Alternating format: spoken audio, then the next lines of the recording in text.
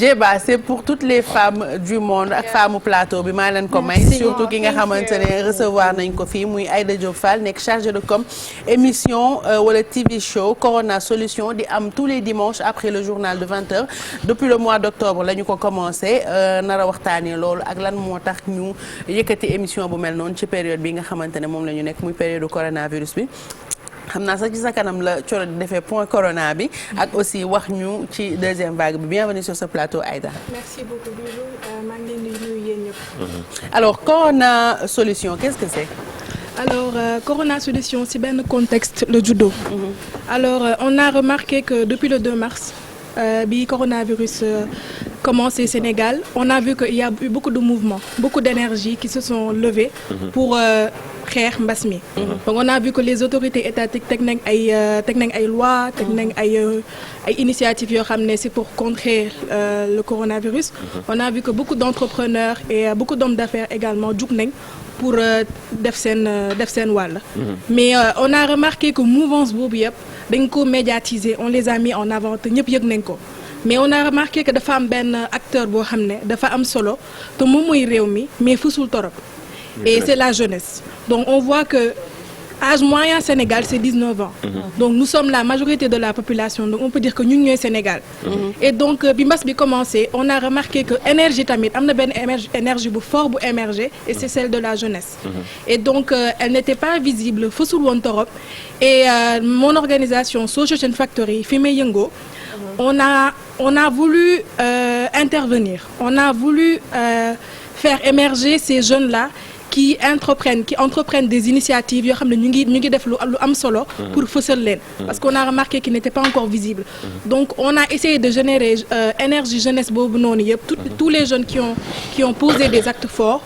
réunir leen ci benn cadre ci benn émission donc loolu moo jur Corona Solution donc ce sont les solutions des jeunes pour lutter contre le coronavirus pexe ndaw yi ngir xeex mbas mi parce que ndaw yi ils sont forts am nañ xel am nañ xol ils n'ont pas des moyens mais am nañ esprit d'initiative am nañ esprit de sacrifice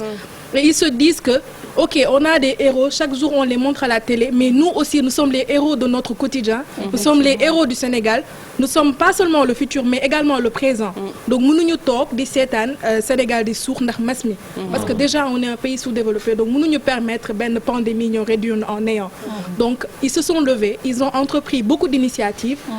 donc de l'innovation technologique de la sensibilisation de l'art et de la production également de savon également le renforcement de la compétence et également l'autonomisation des femmes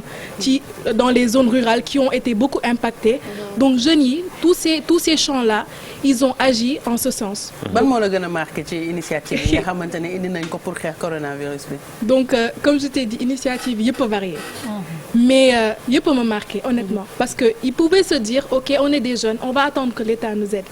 Donc on a sélectionné 24 initiatives bu ci nekk am na plus up am na lumière am donc yëpp ay lumière lañ mais on peut dire que am na yu si gën a touchant et ça vient des plus jeunes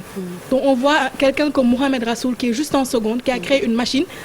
on peut dire que c'est une machine artisanale mais toujours est-il que c'est quand même un plus donc c'est une machine qui sensibilise dans toutes les langues nationales qui sensibilise sur le coronavirus raxas leen seen loxo moytu leen dajaloo bi dee leen takk seen masque dans toutes les langues et également cette machine-là également fait une distribution de gel hydroalcoolique et c'est un jeu de secondes qu'il a fait donc on peut dire que celui-là si on le suit si on l'épaule parce que suñu organisation si loolu laa bëggoon ñëw sax est-ce que c'est vrai que bu ñu ñëwee indi leen ay initiative c'est bien mais après est-ce qu'il y a un suivi est-ce que da ngeen permettre jeunes yi ñu mun réaliser seen projet yi nga xamante ne teg nañu ko ndax wax nga ko ci début bi souvent jeunes yi ils ont de super idées booy def reportage ci côté science bi sax da nga koy gis mais benn problème la ñu am ñoom ñëpp mooy problème de moyens ndax bu fekkente ne amuloo parents yu riche yu la mun jàppale tey yow xale nga liggéeyuloo donc sa idée rek nga mun a am nit bu indee idée ba ngeen gis ne lii nii mun aider waa Sénégal à ce que ñu xeex coronavirus bi lan ngeen di teg pour jàppale ko mu développer donc suñu structure bi Social Change Factory la tudd donc dans Social Change Factory on a change donc dañoo bëgg apporter un changement dans l'esprit et les actions des jeunes. Social Change Factory. Okay. Donc social comme social, c'est-à-dire la jeunesse, la société. Change, c'est-à-dire changement. c'est-à-dire mutation changement xel ak action. Factory en anglais ça veut dire usine. Yeah, a factory. Usine exactement donc ñun on peut dire que usine à changement lañ en fait social change factory c'est-à-dire que ñun dañoo bëgg a teg ay actions yoo xam ne dafay changer esprit jeune bi nga xam ne il va se sentir capable de réaliser ses rêves donc ñun social change factory en établissant Corona Solutions on les a aidés à avoir benn visibilité médiatique c'est-à-dire à Corona Solutions avec sur la TFM ils vont avoir une certaine visibilité ñi dinañ ko gis dinañ teg bët seen initiative yi les bailleurs les entrepreneurs les milliardaires de ce pays vont voir ces jeunes ils vont se dire ok ces jeunes méritent le financement également avec les partenaires qui nous épaulent à Social Change Factory chaque initiative va recevoir une enveloppe de 500 000 francs qui vont les aider c'est juste une sorte d'encouragement c'est juste une sorte d'encouragement parce que ces initiatives là sont tellement incroyables que loo si mën ci investir du doy donc chacun va recevoir cette somme là et il y a également un vote qui se passe c'est-à-dire initiative yi dañ leen di jàppale l'audience également va interagir ak ñun donc l'audience va également voter pour son initiative préférée. mais naka ngeen di sélectionner projet yi. Voilà. Donc parce qu'il y en a tellement. Non, on en a eu beaucoup. Il y en a tellement même booy xool réseaux sociaux da ngay gis tout le temps on poste des jeunes qui ont inventé quelque chose. naka ngeen di def pour sélectionner ne ñii la ñuy jël. et puis est-ce que bu corona bi jeexee di ngeen xalaat continuer ci yeneen domaine. Exactement donc on en a eu tellement d'applications donc dans tout le Sénégal donc ces 24 initiatives là qu'on a sélectionnées c'était dans tout le Sénégal et on a eu beaucoup d'applications mais on a eu des critères et donc ces critères là nous ont permis de choisir initiatives yi gën a am impact c'est-à-dire yi gën a toucher le maximum de Sénégalais et yoo xam ne efficacité bi tamit mooy gën a bëri comme par exemple des machines yoo xam ne dafay révolutionner méthode de lavage des mains comme une initiative qui s'appelle Kaay Raxasu ay machines ay initiatives yoo xam ne dafay permettre mesurer distanciation sociale est-ce que respecter nañ 1 mètre yi machines yoo xam ne daf ñuy permettre est-ce que on a bien porté le masque également des sensibilisations à base de graffiti donc université gis ngeen ces belles images là que l'on voit sur les murs donc ñoom tamit ci initiative lañ bokk donc processus de sélection bi ça a été assez rigoureux donc objectif bi mooy choisir les initiatives yu gën a parlant pour les Sénégalais parce que mbas mi mu ngi lor lu bari donc on a essayé de choisir vraiment les initiatives qui sont les plus pertinentes donc c'est ça. Quel bilan faites-vous depuis octobre jusqu'à présent et comment vous comptez encore poursuivre votre projet? Donc on a eu beaucoup de retours positifs par rapport à l'émission on a touché beaucoup de Sénégalais on a investi également réseaux sociaux yi partager contenu yi pour que Sénégalais yi gën ci teg seen bët et surtout la jeunesse parce que on veut motiver la jeunesse dañoo bëgg wan jeunes yi ne que ok on a nos héros nationaux mais il y a des héros également yoo xam ne xamaguñ leen te boo leen seetaanee émission bi di ngeen gis ay initiatives yoo xam ne da ngeen di naan non mais vraiment le Sénégal a des talents donc émission bi nii ça regrouperait vraiment la crème de la crème de la société sénégalaise et aussi émission bi bépp jeune bu ko seetaan dina motiver wu à l'idée que man maay sama acteur changement donc bu dee jeune bi nga xam ne sax man maa ko mag def na lii kon man tamit mën naa ko émission bi dafay motiver jeunesse bi dafay yee jeunesse surtout que en ce moment dañoo soxla espoir dañoo soxla motivation ci dëkk bi nii parce que ñu bëri découragé nañ da ngay jàng ba sonn doo am liggéey même boo amee liggéey yenn say motivation bi day des donc cette émission exactement donc gaal baa ngi koy confirmer comme ni ñu ko wax toog fii tekki fii boo seetaanee émission bi di nga ko gëm à 100% donc loolu mooy suñu mbébét ba pare tamit dinañ jàppale également initiative yi avec un suivi c'est-à-dire que seen projet yi dinañ suivre également implémentation surtout ça hein, parce que nous on a un problème de suivi exactement par exemple bu fekkee projet yu ci nekk c'est toujours bien d'initier des bons projets mais toujours problème de suivi bi dafay exactement déjà est-ce que parfois yooyu tamit yéen a ngi ci def rigueur bi war mu am suivi su ko defee nga xam ne que depuis octobre def bilan ne lii projet bi fii la yegg si fii la jëm te lii buñ ko continuer dina en effet déjà ñun Social Change Factory on a beaucoup de projets et d'outils pour autonomiser et également engager les jeunes donc nous on a un portefeuille de formation boo xam ne bépp jeune boo xam ne dafa soxla perfectionner un de ses skills de ses compétences dañ koy jàppale donc il y a ça et il y a également le fait que coronavirus c'est temporaire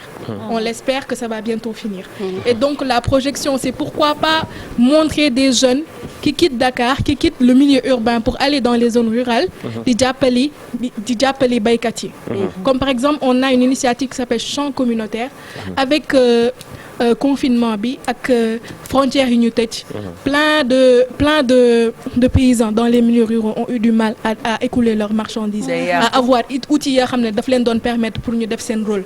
mais avec ces initiatives-là qu'on a sélectionnées, on a vu que beaucoup de jeunes également jàppale nañ faa ñi pour ñu produire des savons pour les vendre, des gels pour les vendre. Donc ñun foofu la ñuy viser au fait. À part coronavirus, les autres jeunes qui opèrent des opérations chaque jour di sacrifier seen bopp nan lañ leen di fësalee. Donc nous on est dans cette lancée-là. Et nous on va vous suivre parce que TFM lu mel nii la bëgg jeunes yoo xamante ne dañuy liggéey ngir jëmale seen dëkk kanam. Thioro pour terminer si ak invité bi avant ñuy def sa point corona. Voilà, man juste très rapidement choix wu un peu présentation wu émission bi parce que gis nañ ni vous avez innové également ci côté boobu en amenant Doudou peut-être ñàkkul ne certains étaient un peu réticents pour parler un peu de ay solutions yoo xamante ne bëgg nañ ko teg par rapport ak mbas bu toll ni coronavirus pourquoi ce choix parce que mënoon ngeen porter seen choix peut-être xëy na ci yeneen personnes yoo xamante ne dinañ wax ni ñoo gën a carré machin même si après ku seetaan ni nga gis ni que il le fait de manière subtile ba nga xamante ni que tu sois intéressé ou pas le message parvient à passer. Est-ce que xalaatoon ngeen am retombée boobu. Donc exactement, le choix de Doudou n'était pas un choix de hasard parce que c'est l'un des jeunes les plus populaires du Sénégal. Il fait bien son travail, c'est le showman vraiment. Donc li tax ñu mettre ko en avant dans l'émission, c'est que il fait bien son travail. Émission bi objectif bi, c'est d'informer les Sénégalais sur les conséquences de la Covid-19 au Sénégal, notamment chez les jeunes. Mais dañoo bëgg au-delà de l'information divertir. Parce que voilà, boole utile ak agréable. C'est-à-dire que booy seetaan émission bi doo sentir le temps passer. On a également boole ci émission bi boole nañ ci ay influenceurs yoo xam ne xarañ nañ ci seen liggéey ils sont connus dans les réseaux sociaux ñoom Ninou ñoom Travel with Ziggy ñoom Dior Birima je l'adore. Exactement, nous aussi on l'adore, elle apporte une énergie très positive ak Elimane Ndaw journaliste à France 24 Pape Djibril Fall bokk ci kër gi tamit mu ngi ci biir Léna Mbaye exactement donc ñooñu ñëpp suñu choix dafa porter ci ñoom parce que ce sont des personnes qui sont réelles. Donc ñu ngi impacter seen société mais également qui ñoo xam ne bu ñuy transmettre cette information dañ koy transmettre avec un certain dynamisme avec un certain punch loolu mooy tax émission bi mu impacter jeunes yi parce que nous les jeunes on aime avoir des choses qui sont dynamiques mais également on aime être informé donc émission bi c'est sur cette base là moo tax ñu lal ko noonu. Super. Voilà. Merci beaucoup en tout cas Aïda Diop Fall ci domaine bi ngeen di xeex moom la ñuy toog ak Thioro pour waxtaanee